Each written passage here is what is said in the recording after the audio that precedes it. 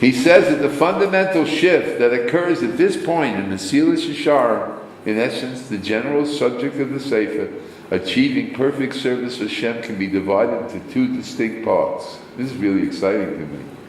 And my life has changed because of this. And it's all because, and this is all we have to keep remembering. You cannot make sense out of this in terms of the logic that we have in the world. What I mean by that, you don't see results on a day-to-day basis. You don't see results even on a long-term basis, except if you just do it again and again and again. That's what he talks. He's going to talk about it again over here in Precious. The constantly learning Torah. Constantly. It's like the dripping rock. That's where Rabbi Akiva's dripping rock, the hole in the rock, is so important to us. It is the thing that gives us success, which is chazorah and continuity of purpose. And that's why the Korban Tamid is so important to us. Why? It's every day, day in, day out. You just don't miss it. And that's the effect. That's why we have to have the Tamid, to let us know there is no thing. There, of course, there's times to rest, and there's times to sleep, and there's times to do things. But the overall hold of it is round-the-clock learning, round-the-clock avoda. And then yesterday I was so zocha for the man that at least got to see him once in his lifetime was Rev Shach before he passed away. And I never saw anything like it. I saw the Steitler also, who I got to visit a few times. To see such men, and to see the men that are in the Rosh Yeshivas and the Yeshivas, where they're dedicated literally 24/7, their life doesn't back off from it. It was a constant pursuit. And that was his main thing. This is a constant pursuit. Don't back off. And I can tell you from the depth of my heart, I see it. I'm going through a major crisis right now, as you know, with my family and all. And going through feeling like I'd never seen or known what tshuva was until this moment. Last night I felt like I became a Baal Tshuva in the middle of the night, 40 years later. I felt it really started happening. I felt I was a real Baal Tshuva last night. In the middle of the night, I woke my wife up. I said, honey, I can't sleep. You know, she couldn't either, so we were okay. I said, what is this? She said, honey, I really think I'm a Baal Tshuva. And I can't explain it, but it was like a different feeling last night than it's ever been before. It felt real to me. I'm fighting family in the secular world with this election thing. It's just, over the top. But his word is right, and we'll see it now. Continuity of persistence in this, you will get the results, but you can't see them. People come, that's what we want to say. Show me what I'm going to get, then I'll go do it. It doesn't work like that. He says, I promise you, if you'll do this and you stay persistent at it, you'll see qualitative changes in yourself and quantitative changes in yourself. And I want to just get up before I start going through his stuff, as to say, I'm seeing it in myself. It's unavoidable to see. It's not huge. It's not huge. Last night was a quantum leap in geometrical hyperspace. It was such a different. 2 o'clock in the morning, what I felt I can't explain. It was just a whole different feeling. It was a true identification to being a Jew, to the deepest place in every fiber of my being. It sounds crazy after all these years, and the job that I have, the position that I have, but it's true.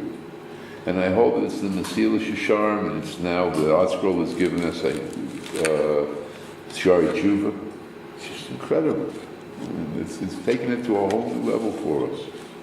So before defining the trait of Precious, the Ramchal points out that a fundamental shift that occurs at this point in Mesillas Yesharim, in essence, the general subject of the Sefer that of achieving perfect service on Hashem can be divided is two distinct parts.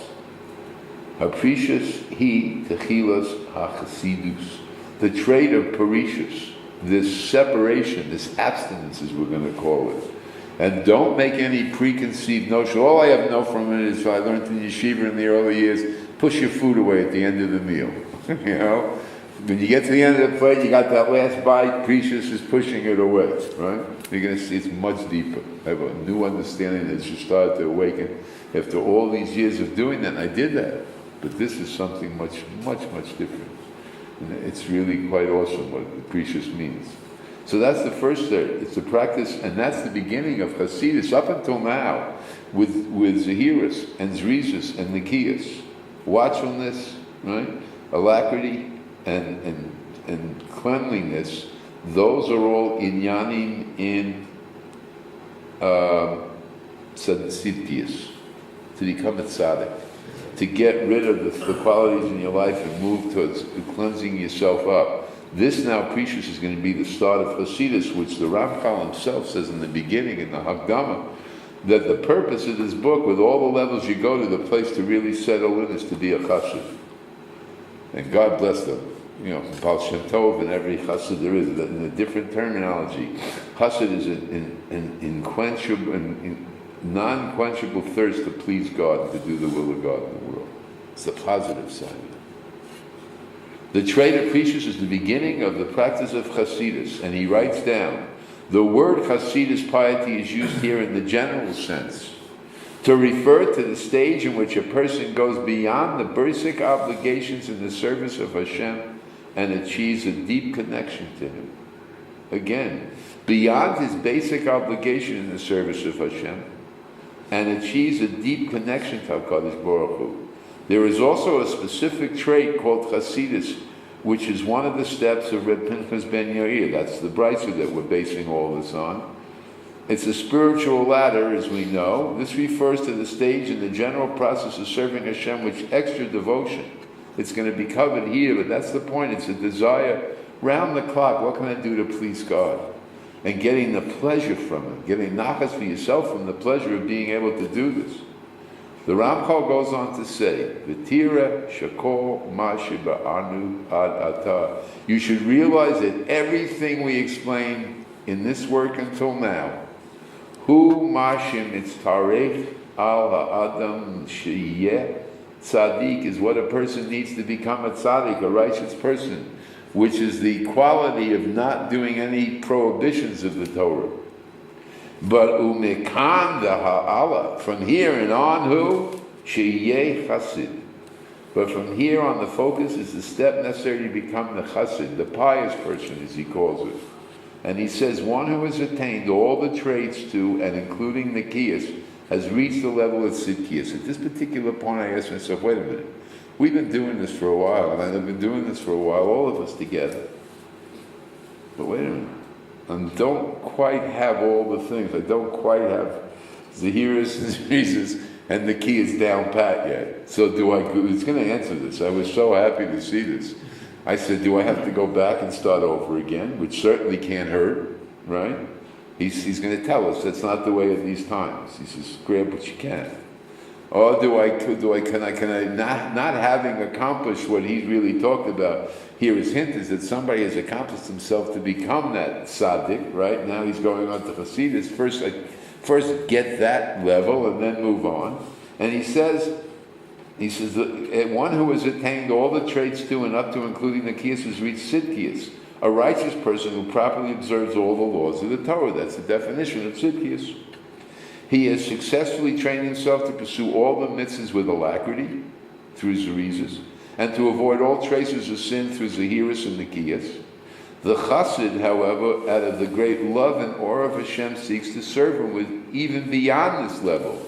Just as becoming a tzaddik requires a person follow the first steps described by Reb Pinchas ben Yair in the Brisa, Torah, Zahiris, Zerizas, and Nikiyas, so too, don't forget, what's the first one?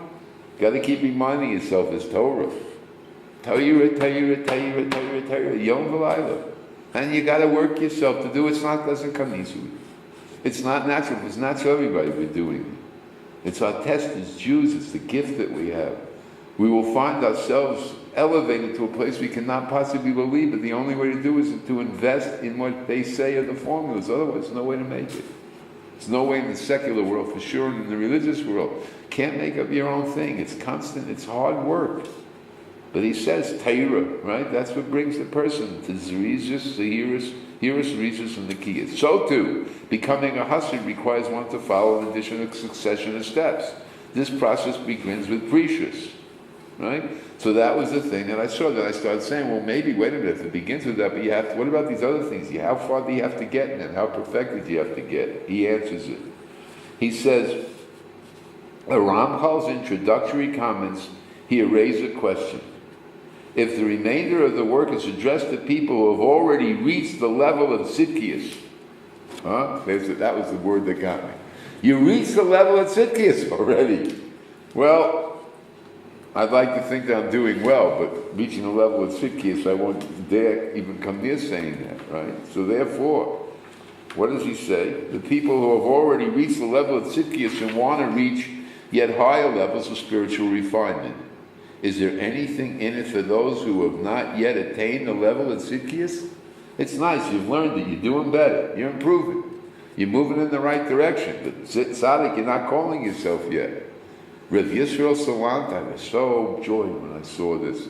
He answered our question, urges us not to be discouraged. There is something for everyone to gain from these upcoming chapters, even though you haven't gotten to your place of being the perfect tzaddik. For although in former times people, this is his point, in former times people were able to work on the development in the proper order and gain each step and go on to the next step. From step to step, careful next step, people nowadays must be ready to grab any opportunity for spiritual gain they can get. Whatever inspiration we have and whatever we're doing, continue to work on that. But he's going to tell us, he says, that these new chapters that are coming up and all the other steps of Pinchas Ben Yaziv and Sadakadik Slabracha are all going to be, you don't know where you're going to pick up your little sparks from, to cling to you, to help you to change. Rav Yisrael Salant illustrates the point with a parable. There was a pauper, is invited into the house of a wealthy aristocrat for dinner. Upon entering, he finds the host and family already seated around the table halfway through a 10-course meal. Surely the newly arrived guest does not insist that he must start from the beginning, right? And serve the 5 courses he missed. He's a poor man. He's gone to a house of a rich man. Right? We're poor people. We're going into the house. He says, whatever you get on, get. He will be grateful for any dish that he's offered. The same is true of us. Hungry as we are for spiritual sustenance in an age of confusion and apathy, we cannot afford to wait. Now, this is the time of Rav Yisrael Salah. I'm not talking about 1983. We cannot afford to wait until we've mastered one lesson before taking advantage of the next in these times. Even if the ordinarily progression is the only way to attain the degree of perfection envisioned by the author, although we may not have mastered the lessons of the earlier chapters, we've certainly heard them, and we've certainly worked on them, and God willing, I would say we certainly have grown. Whatever place we did, we've grown for them. Here it is. This is the line that made me feel so happy. These latter ones will provide us with the insight and inspiration to help us up in our quest for spiritual growth. We'll come back and do this when we go through the whole thing. He's saying, move forward. You don't know where you'll cop in these times. You get those little pieces that will be coming in. We must be prepared to avail ourselves of any such opportunity, regardless of our current level of achievement, right, from before. Right? I looked up the word, by the way, precious. The root is pei-rei-shin, being a dictarian, right? I said. It's one is to do a give a peirush, is to explain and clarify and specify, right? And the other one is to retire and seclude and withdraw. They're both same root in the pa al binyan. Comments under the pei and patach under the resh. Porash, right? Is the root is the binyan form, right? And it's one is to find clarity and 2 is to retire and seclude. We'll see how that plays out as we're going on through this. We're now back. So that was Rav Yisrael Salant that gave us that encouragement. We have to go and keep moving forward. We have to go through and we have to review, and you have to review as you're going through, and we have to get as far through the book. And like David, thank God, suggested we're doing this, he says you just got to hear it. And then you just got to go through it again and again and again. So he continues on by saying, let me get to my place where I was, that v'nimsa ha-perishus v'ha-chasidus, it thus emerges that the trait of perishus in relation to the trait of chasidus, the Ramchal refers to the specific trait of chasidus now, right?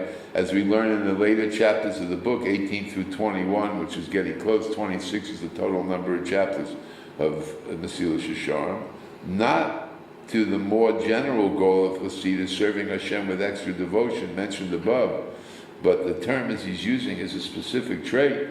He says, "Hu kemo shehezirus im ha-zehirus zrizus," is like the trait of zehirus in relationship to zrizus.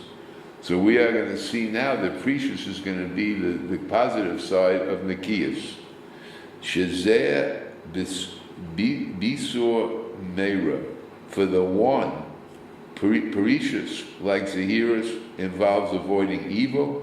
V'zeh ba'asei tov. While the other Hasidus, like Zrizus, involves actually accomplishing good. In other words, it's the positive side. So we had on one side, we had Zehirus going to Nikias, and now we have Zrizus going to Precious, according to the Ramchal. The Ramchal now turns to define what is Precious. And it's just, prepare your lungs for a deep breath, because it's really eye-opening of what he's saying to us here. It might not be like we thought it was. It's a different quality that I saw last night. V'hinei, klal ha-precious hu masha amru from the bracha. The essence of precious is captured by what the sages of blessed memory said in Yevamos. Kadesh atzmacho b'muta loch. Sanctify yourself by refraining from what is permitted to you. And this is not, as he's going to say, meaning to go and put yourself into a place of suffering and withholding things from yourself. You have to take pleasure out of the world. You have to use the world for it is. But you'll see what he's going to be talking about. V'zos hi hara'asa shel hamila atzma. Indeed, this is the connotation of the world itself. Precious, literally separation. He says, Rotse loma, that what? The liyos poresh mimarche atzmo min hadava. Meaning, in this context, to separate and distance oneself from something to which he would otherwise be connected or near. Vehainu, what's that? Sha'asa al atzmo adava heta. He prohibits upon himself something that is halachically permitted. Stay with it. Don't jump off yet and say, I'm not into denying myself. The life is hard enough without denying myself things. It has a very specific purpose he's going to talk about, as we'll see. The hakavana b'zeh lishlo yifga. That what? Be'isur atzmo, with the intention of being thereby avoid encountering the forbidden act or object itself. In other words, this is the thing that you're going to be denying yourself, so to speak. And the nature of the separation is not simply to abstain from all that's permitted. That is not the purpose of precious. Rather what? Shekol dava sheyuchal lehabalei mimenu geramas ra. Rather than anything that can lead as a result to something that is bad. We are talking now. Listen to this new definition of precious. It's going to be the first hint that he has of it.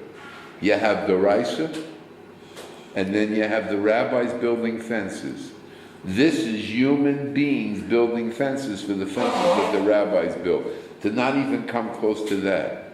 This is not just saying no to something. It's trying to keep yourself away from the Raisas for sure. We have the rabbis came on and put fences so we'll never get near that electric fence. This is talking now in precious of a person finding ways that he can take himself, and by withholding from certain things, for instance in food, controlling his gluttony by staying away, by limiting his food intake, not saying no to it. You got to eat. But there's a place where a person sees where he wants to be healthy, he wants to be healthy and alert to serve HaKadosh Baruch Hu, to work on precious, to say that at a certain point, this is what I need for health. It's so hard in this generation. As human beings, we're so gluttonized. We have to work. So he's saying that we have to find our place, what's right for us and what balances us. Af al pi shi yaksha ve'eno gorem lo. Even though it is not directly causing the result now, kol shekain she'enenu ra mamash. And even though it is certainly not so bad, in which case it would be halakhically forbidden, we're not talking about that area, right? Riechot mifrosh mimena. One should keep his distance and separate from it. The footnote says, that is, precious does not mean that in general one should abstain from pleasures of this world through fasting and other forms of asceticism. That's the word I was looking for before, asceticism. We don't need to be ascetics, right? To go and lie in this, roll in the snow and put ourselves out like I had in Tibet and in Nepal, right? To go out and sit out in the snow. In the Tibetans, they have milarepas, they have the monks go in cotton cloth, they go sit out in blizzards, and to pass the test, they have to melt the snow around them for a distance of 18 inches around them. Has to be from their body heat that they produce. We're not looking for that, right? Below, the Ramchal provides examples of indulgences that, while themselves technically permitted, have the tendency to lead one to the path of sin. That's what he's talking about with Precious. That's a different thing now. That's not just looking to deny yourself pleasure. That's looking to build yourself a fence to allow yourself to get closer to godliness, and therefore fall under the parameters of Precious. He's going to further explain it. To further clarify the definition of Precious, the Ramchal explains the position of Precious within the context of all forbidden activities. The Hisbonain. Consider. V'tir'eh sheyesh kan shalosh madragot. This is beautiful. This is a very beautiful picture of Precious that you can carry with you. Consider it, and you will see that there are 3 levels of actions to be avoided. We just said it, but I repeat. Yes, asurim ba'atzmam. There are the biblical prohibitions themselves. There's nothing to talk about over there. We have to separate from that. The Torah said that, and there's no voluntary thing except that you're following the Torah. The yesh siyargo seichen, and then there are the fences the rabbis built. The haim gezeros mashmaros shegazru v'chachamenu v'zachronim lebracha al kol Yisrael, which are the decrees and safeguards which our sages of blessed memory instituted and made incumbent upon all of Israel to protect against violations of the biblical prohibitions. For example, the sages institute the law of Muktzah on Shabbos, which forbid one from handling tools or other items that can be used to desecrate Shabbos. That's offense. All Jews are subject to these rabbinic enactments just as they are subject to biblical laws. It's true, the level of punishment is different, but we're no less subject to them. Well, it's only the Rabbanim. But sometimes that counts when you have something they call a goof or an illness that will allow you to do certain things. In fact, it's only rabbinic, we go makel. It's from the Reiser, we go lechumrah. But in normal circumstance, we have to stay away from rabbinics, just like we have to stay away from the Reisers. But here comes Precious. And there are the distancing measures that are incumbent upon each and every parush, practitioner or prerush to enact. These are our own personal. It's not going to be the same for any people in this room. There'll be similarities, but it's not going to be the same. Everybody has to find those areas where we can make the separation will help us to go closer to Kadosh Baruch Hu and do His work. Liyos kones betok shelo.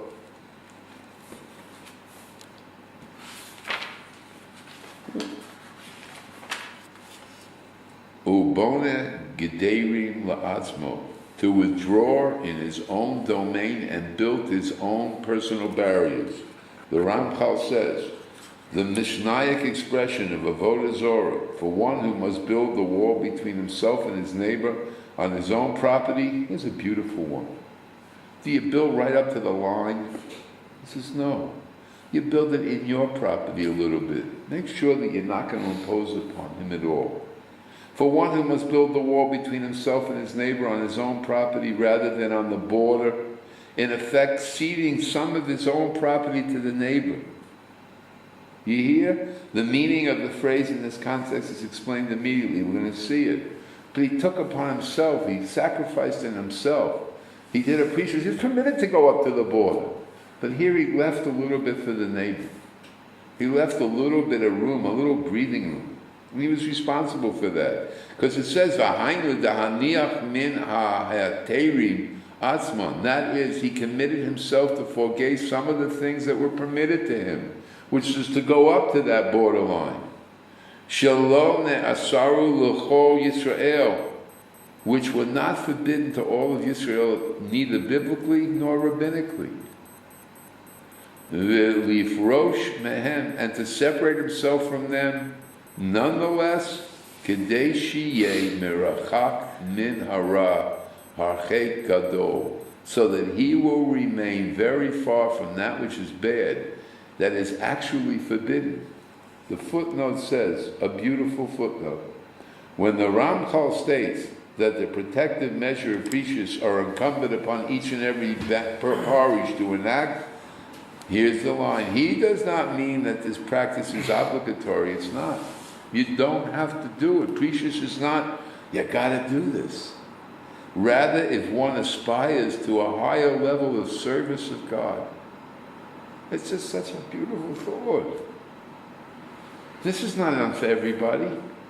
This is for people that says, I want to be the servant of God. I want to be the Eved Hashem. I want to say my brachas in the morning, Shalom Asani Goy. I want to say that. Shalom Asani Oved. I want to understand what that means. I want to mean it from the depth of my heart. I inspire to the higher level of service of Hashem, then I find things that I want to do in order to help me to please and to serve God in a better way. Then in order to achieve this goal, is it incumbent upon him to enact personal safeguards against sin, beyond those that the sages enacted for all Jews, according to whatever, according to who we are, to understand ourselves. That's such a gorgeous, gorgeous move. You can see here he's now taking us to a place of real self-choice, with real self-enactment and empowerment. There is, however, a certain degree of precious that all people are actually commanded to practice, as we explained in the insights to note 11 below. We haven't gotten there yet. Here's a footnote on the footnote. Once a person begins a practice of precious in order to distance himself from a transgression, his acceptance of this practice has halachic ramification and may make it binding upon him as a neder. Be careful. You may establish a neder for yourself by saying you're going to do that. Yeah, we have to look that up. Right? And it's in Yeridea 2:14:1. In a discussion of this rule, Rav Yitzchak Utna, Zichron Tzaddik Kadosh L'Bracha, points out that according to one halachic opinion, the verse in Vayikra says, Ushmartem es mishmarti. You shall safeguard my charge, which authorizes the sages to erect fences around the Bible laws. That's where we get the power. That's why it's meaningful to us that we have it. Yevamos on page 21a applies to individual as well. This thing, you shall safeguard my charge, gives us as individuals the ability and the power and encouragement to build the fences around the rabbinic fences that are on the derises. To distance ourselves from prohibited, we're acting within the parameters of this verse, is giving us the strength to do that. It's not like an avera. There's a possibility the Havamina is it might be avera. What can you forbid something to yourself that's permitted? Here it's telling us you have the power and the ability, and you're encouraged to build the fences that you need for your own personal growth to become that Eved Hashem. The Ramchal goes on. Before elaborating upon the meaning and application of precious, the Ramchal raises a number of challenges, both from rabbinic source and from logical reasoning, to the idea that it's appropriate to abstain from that which is halachically permitted. God gave it to you. You're supposed to give joy out. You're not supposed to be in denial. The im tomar. Now, if you may ask, wait a minute. Menayim lonu lihiyos mosifim v'halachim v'isurim. From where do we know that we may continually add prohibitions upon ourselves beyond that which was set out by the Torah? V'hari, the Chamenu, Zichron L'Bracha, Amru, our sages said, remarked disapprovingly regarding someone who has vowed to refrain from a certain food. Well, he's going to answer these things, not immediately, by the way. He's going to go a little circumvent to get to it. Lo dayech masha asra Torah. It's not enough for you what the Torah prohibited. Well, that's like a bit near. It's not enough for you what the Torah permitted. You got to go and put more things on yourself. She'ata bo le'isa alecha devorim acherim, that you seek to prohibit you for yourself other things. The sages thus seem to discourage the making of optional restrictions from that one. They made it in form of a bitmi and a question. The Ramchal elaborates this objection. V'hari masha ra'u ha'chalmeinu zichron l'bracha b'hachmasam. Now, whatever our sages of blessed memory saw in their wisdom, should sarich la'asu la'asos mishmeres, as necessary to prohibit and establish as a safeguard, kivash asuhu, They already did. They made the fences for us already. When they enacted decrees for the entire nation, Zumasha Hanichu Leheta, and what they permitted, they permitted. They didn't take it away from us. Hu mitnei ra'u ha'osios ra'u leheta l'lo ha'issa. This is because they considered it appropriate to be permitted and not forbidden. So the question has to come out on us. Wait a minute, what right do you have without this here, without these giving us right now? What right do you have to put more prohibitions on yourself? The world was given to us to enjoy, to get pleasure from. Uvelama nechadesh ato gezelos asher lo ra'u heim ligos osam. So why should we establish new decrees upon ourselves that they didn't see fit to enact for us? That's one objection. He is going to answer that. He's not going to answer it right away. He's going to answer that though. Number two, va'od she'ein gevul l'dava hazeh. Furthermore, if it is proper for each individual to add additional restrictions upon himself, there's no logical limit to the matter, right? Where do you stop? There's no limit to the permitted things from which the Parush would have been to abstain. V'nimsa im kein ha'adam shomein u'me'uneh.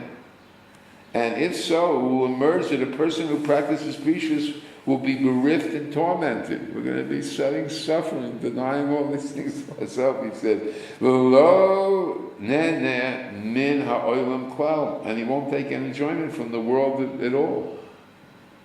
V'hakamehu zachrin lebracha amru, but our sages of blessed memory rejected this aesthetic way of life because they said, "Sha'atid adam l'tein din mipnei hamakom," that a person is destined to be called to account before the omnipresent. Imagine you get there, all kol masher ra'u einav v'lo rotzeh le'echol mimenu, that anything that his eyes saw and he did not want to partake of, af al pi shahaya mutta lo haya yichol, even though it was permitted for him, he was able to enjoy it. It says that is, if a person is able to enjoy a permitted food and refrains from it, he's brought to account for that abstinence. Well, right, you have to understand, God gave it to us as a gift. This was cited, the Yesharim illustrates his lesson with the practice of Reb Lezer, who would make a point of tasting each new fruit as it came in every season. This practice is apparently a worthwhile one. It demonstrates one's appreciation of Hashem's goodness. It's very, very important to do. That's part of our life here, is to be able to take the pleasures from the world that we can, that are permitted, to appreciate the goodness of HaKadosh Baruch Hu with the varieties of the fruits, like Rabbi Miller, Zichron Tzaddik L'Bracha, would talk of. All the different fruits and how they grow and the magic and the miracles, right? It's here it's given us a God Appreciation Day, every day. The Es Mechucha Akra. And they found support for this verse in Koheles and said what? V'chol asher sha'alu einai lo etzalti mehem. Whatever my eyes desired, I did not deny them. The Ramchal seems to refer to specific, this is interesting. He said, whatever my eyes desired, I did not deny them. The Ramchal seems to refer to a specific Talmudic or Midrashic source that supports this idea from the Torah, but the source remains unknown to us. They could not figure out what the Ramchal was talking about. You don't even see that reference much. This is one place it happened, though. Precious would seem to lead a person to be completely self-denying way of life, while as the sages indicate, Hashem does not want us to enjoy, who does want us to enjoy the world and not abstain from it completely. So where are we going to get our balance now?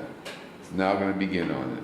The Ramchal replies to these objections by first citing a number of sources that clearly support the practice of precious. Right, those were the ones that were anti-precious, so to speak. After demonstrating the appropriateness of precious, he will then proceed to resolve those difficulties we just saw. But first he wants to establish the positive, then go back to the things of the don't do's. Okay, 1. Hat shuva hi. The answer is, ki the precious vadai tzarich lemuchrach, is that precious is certainly necessary and essential. Strong. V'chaziru alav hachaminu zachron lebracha, and our sages of blessed memory exhorted us regarding it from Toas Kohanim, that's the Midrash for Vayikra, Hu mashene'eman kedoshim tiyi, saying that this is what the verse refers to when it states in Vayikra, you shall be holy.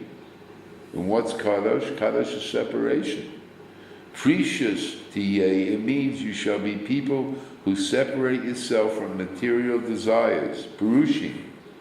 The sages explain with the commandment to be holy, the Torah is exhorting us to abstain from that which is permitted. Precious is a basic aspect of holiness. And the Gemara states in Divamos, at the beginning of the chapter, Kadesh atzmecho gemuta lecho, sanctify yourself by refraining from that which is permitted to you. So now we got this little steer going here between the first part of don't do this and do this, right? Here he's telling us to do it. In the beginning he says, what right do you have to do it? There's a footnote here. In his famous comment to this verse, the Ramban, that's Nachmanides, explains that if it not for this commandment to be holy, it would be technically possible to act within the boundaries of the Torah law and still be a degenerate hedonist. As we can understand. Navel Perishus HaTorah, overindulging in every material desire with permitted food and activities. Good. You can have it all and do it all, and there's all it's mutter, eat it, mutter. Thus the mitzvah to be holy enjoins us to abide by the spirit of the Torah's prohibitions that are indeed to promote moderation in physical matters. That's a key line that I got for us, so we have to hear again and again and again. We must promote moderation in physical matters. It's not denial in physical matters. It's not overindulgence. It's moderation. Moderation is the key to life. God is not asking us to go out like, with the sun dancers. He did not ask us to take and put, the Dakota Indians, they put bone chips under their breasts in the skin. Right? The medicine men take bones and they make like knives out of them, and they put them under, and they got two hooks on leather straps onto a Sundance pole, and they dance like that for 4 days, constantly pulling back and blowing whistles for the pain, right? And until they break, they're tested to becoming men, is when these snap, when the skin snaps and the bones pull through, and they fall back. That's the end of their avoda. It's called the sun, and they're sun dancers, and they're very brave men. To their people, the people absolutely adore them, and then once they got that, they're a warrior. Or they run 50 miles, and just they have these, that's what the tests they have. Jews don't have it. They don't have those kind of tests. Our tests are a much different kind of tests. And here's one. Being moderate is like saying, it's harder to live for God than to die for God. To die a martyr, you die, you finish. But you live for God? Every day practicing moderation, every day trying to say no, push that away, right? Be moderate in what I do. Take things, God gave me gifts, use them for what they're meant to be used for, and don't overindulge. That's hard. Fasting's easy compared to that. Fasting's a lot easier than having moderation in your meals during the day, right, and when you're drinking. You feel so very, very good. Preaches about you can have, just do it in moderation. And I guarantee you, there's nothing harder than that. And that's where the food thing is. It's not just pushing away a little bit at the end. That's very good. It gets you there. But the real thing is take a plate of real food. You know how little you need to eat to be satisfied? Most of what we eat is gluttony. I'm not looking to insult us. But we have a certain amount of food we need. We need a certain amount of nourishment. You get done with that and you say, I'm full. Say, I'm full. Push it away. I don't have to finish it. I did, because my mother told me the kid's starving in India. So you had to finish it. You weren't allowed to leave anything on the plate, including the plate. You had to eat the plate. Fortunately, it was plastic. Right? Right? Or paper. Right. Paper, Dixie plates. Paper, that's a lot easier. It should be noted that although the Ramchal writes later in this chapter that preachers cannot be demanded of all people, the commandment not to overindulge in physical pleasure certainly does apply to all people. It can't be commanded, but it's spoken to everybody. The Rambam explains the Ramchal's definition as the Ramban, it's Nachmanides, The Ramchal's definition of precious in this chapter goes beyond the basic commandment of Kedoshim Tiyu. You shall be holy, as will be clarified below. Nevertheless, the Ramchal cites this commandment to demonstrate that separating oneself from that which is permitted indeed has a prominent place in the Torah way of life. And he'll come on, as I said, to mention the two places it says you shouldn't deny. But you can start getting a sense of what he's talking about here. It's not this extreme. It's not the being this extremeness of seeing how you can torture yourself and get through with it. It's finding a life, a way life is godly, which is a life of moderation, of taking what you need for your sustenance, for your health, for your maintenance, for your learning, all of it, right? And that's the learning's going to go a little bit different. But the other things, take them in moderation, what you need to keep you healthy and to keep you strong. And then you're working on the gluttony part of it. It's just trying to stuff things in that you have to work on. Furthermore, he goes on to say, Od Amru, the sages stated as another proof for precious, Kol Hayoshe B'Ta'ainus Nikra Kodesh. Anyone who voluntarily undergoes a fast is called holy. Kal V'Chomer, Nazir, that can be demonstrated through a Kal V'Chomer, Al Fiorte argument from the Nazir. A Nazir is one who takes a vow that we know for giving himself wine or other grape products to cut his hair to expose himself to tumah, a corpse. This argument runs as follows. If a Nazir who deprives himself only of wine, his characteristic is categorized as holy, then all the more is one who considered holy if he fasts and deprives himself of all food.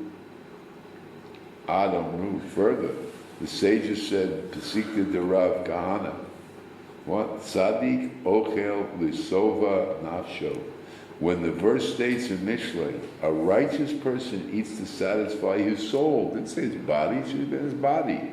His soul, what? Zeh Hiskiyahu Melech Yehuda. This is the reference to someone like Hiskiyahu, king of Yehuda. Amru alav sheshetei agudos shel yarak v'litra shel basa. They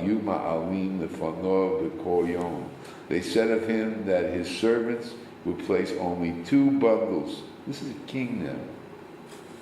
2 bundles of vegetables and a liter of meat before him every day. Now we don't know what that means in our terms, right? But we know from his definition that was a very small amount to give to a king in those times. V'hayu Yisrael milagim b'omrin, and the people of Israel would mock against the king with a sparing consumption of food and say, Zeh Melech, this is a king? King should be stuffing himself with a big, big turkey bone and chewing on that, right? This application of the title righteous to Tzidkiyahu due to this practice indicates the sages approved the precious. Now the people may not have, but the important thing is that the sages recognize them for this. Ad Amru b'Rabbeinu HaKodesh. Furthermore, the sages stated about our holy teacher, Reb Yehuda HaNasi, we know, from the Sefer Kesubos, in the Masechta Kesubos 104a, Shebesha'as Misaso Zakaf Eser Itzbo Nosov.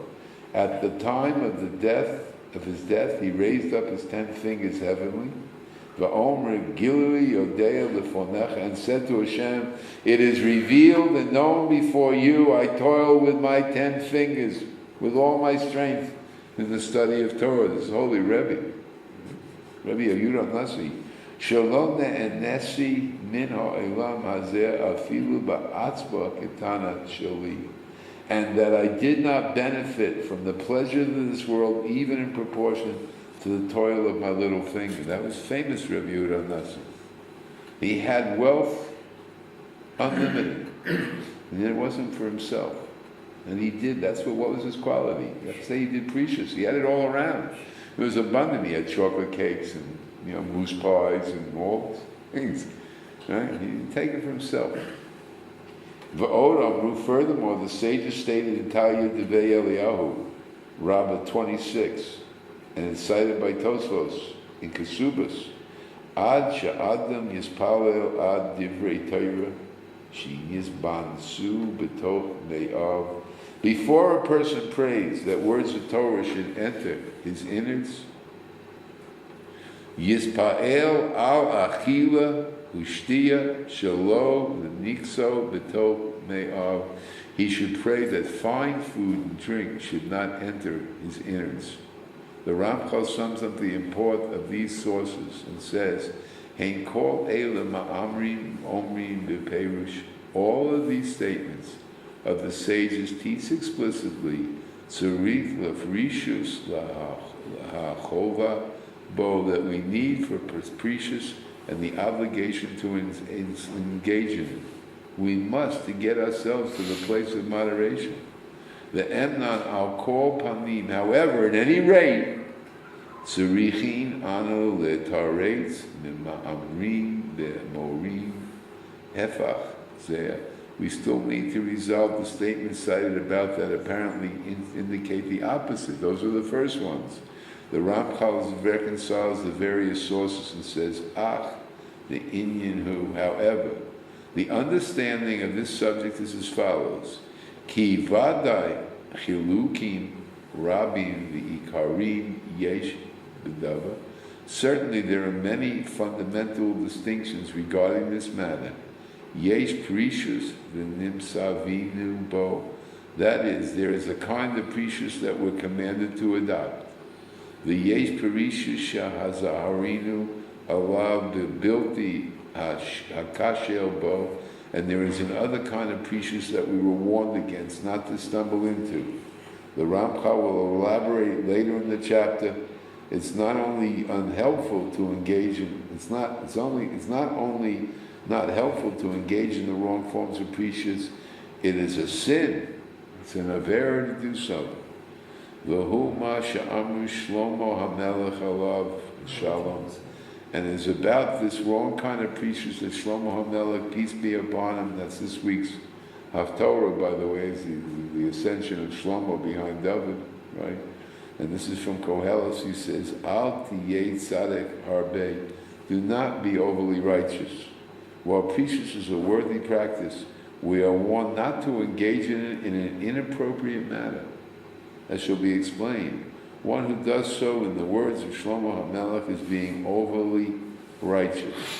And it closes this part. We'll continue next time for the appropriate precious.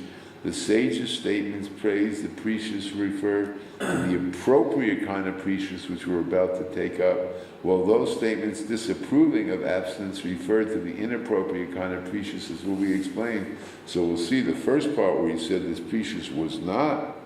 We'll be talking about precious that's not appropriate.